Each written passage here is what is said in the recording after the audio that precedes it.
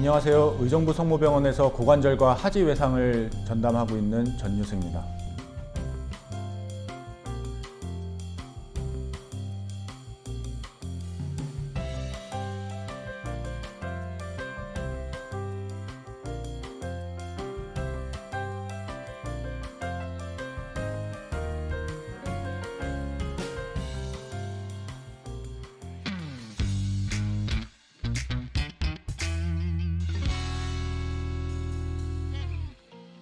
고관절은 체중을 많이 받는 관절입니다. 그래서 관절의 특성상 통증이 나이가 들면 발생을 할 수가 있는데 특징적으로 사타구니가 아픈 통증이 발생하시면 인근 병원에서 진료를 받는 것을 권고드립니다. 사타구니 통증은 고관절 통증의 대표적인 증상이고, 사타구니 통증 같은 경우에는 진행된 관절염이나 아니면 무혈성 괴사인 경우에 발생을 할 수가 있습니다.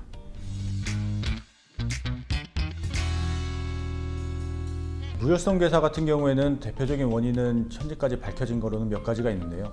과도한 음주나 아니면 스테로이드 복용 혹은 면역 억제제 복용 등이 있을 수 있고, 특히 자가 면역 질환을 가진 분들 경우에는 특히나 루푸스 같은 경우에 면역 억제제를 복용하시는 분들이 많기 때문에 발병 확률이 높다고 알려져 있습니다.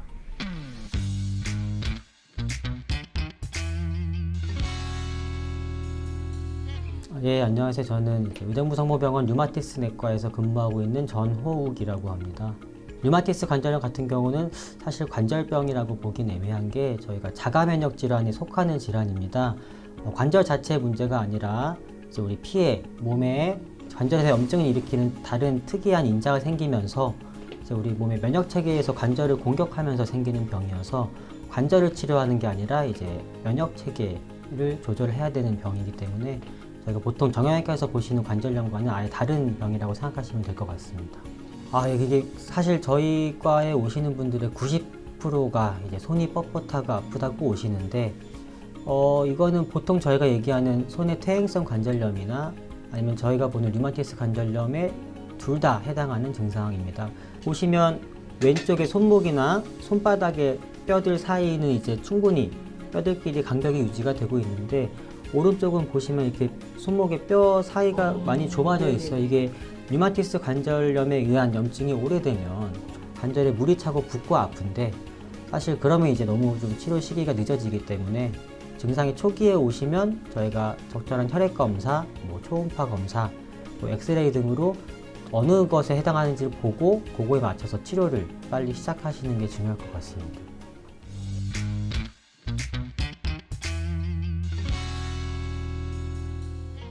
네, 맞습니다. 보통 한쪽이 골절되시면은 반대쪽 다리로 지탱해가지고 재활을 해야 하는데, 한쪽만 골절된 상태라면 그래도 그게 어느 정도 되기는 합니다. 근데 이제 그런 상태에서 반대쪽 다리가 회복이 잘 되지 않는 상태에서 보행 연습을 하다 보면은 넘어질 확률이 상대적으로 높게 되고, 그렇게 넘어진다면 이제 반대쪽이 또 골절되는 경우들이 왕왕 있습니다.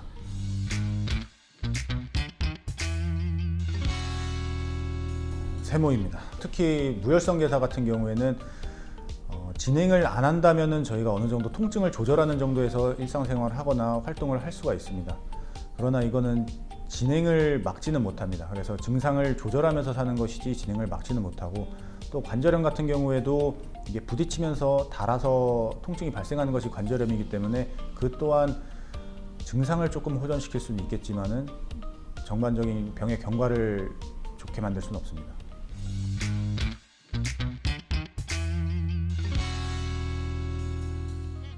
관절 무혈성 괴사가 진행이 되지 않고 일부 부분에서 멈춘다면은 충분히 증상 없이 사시는 분들도 많이 있고, 만약에 진행이 된다 하더라도 그 통증이 무뎌지면서 사시는 분들도 계십니다.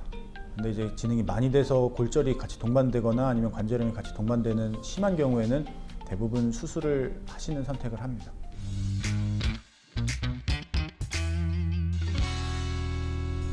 X입니다. 초기에 인공관절 같은 경우에는 수명을 신경을 많이 써가지고 최대한 인공관절 수술을 뒤로 미루는 거를 이제 목표로 했었는데, 최근에 만들어지고 있는 이제 4세대 세라믹 같은 경우에는 지금 시장에 나온 지 20년이 넘었는데 아직 마모로 인한 재치환술이 필요한 경우는 잘 보고되고 있지 않습니다. 그렇기 때문에 현재에는 통증을 느끼면서 생활을 하는 것보다는 이른 시기에 인공관절 치환술을 해서 통증 없이 잘 일상생활을 영위를 하는 것을 목표로 하는 것으로 트렌드가 바뀌고 있습니다.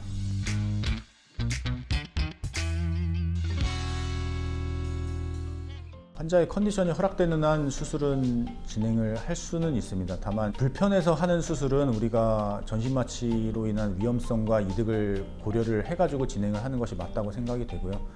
골절로 인한 것은 말씀드렸듯이 가만히 있는다고 골절이 붙지를 않기 때문에 환자분의 컨디션이 정말 좋지 않는 한은 대부분 수술을 하는 선택을 합니다. 다만 골절 같은 경우에 환자분 컨디션이 좋지 않은 경우가 많기 때문에 그로 인한 합병증이 발생하는 경우들이 상당수가 있기는 합니다.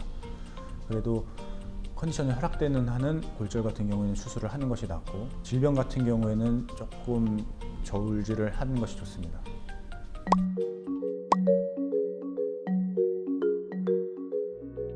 고관절 질환, 특히 이제 사타구니가 아프시다면은 근처 병원에서 진료를 보셔가지고 진단을 확실히 하시는 게 제일 첫 번째가 될 것 같고요.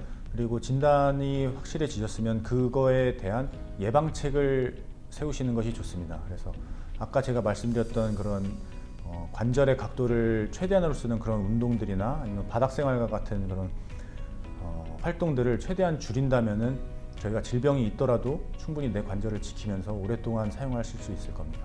제가 항상 환자분들에게 말씀드리는 거지만 넘어지지 마십시오. 건강하세요. 화이팅!